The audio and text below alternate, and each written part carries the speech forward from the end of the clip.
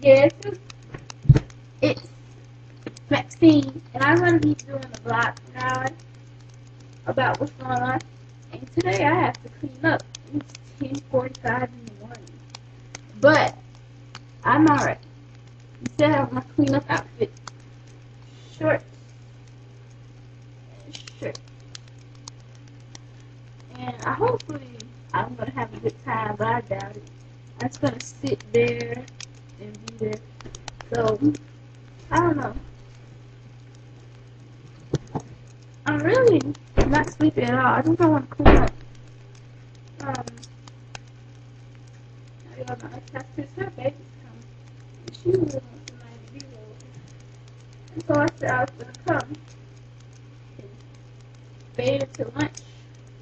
I said yes. So I said it's gonna be a workout. I'm gonna look like he's working out.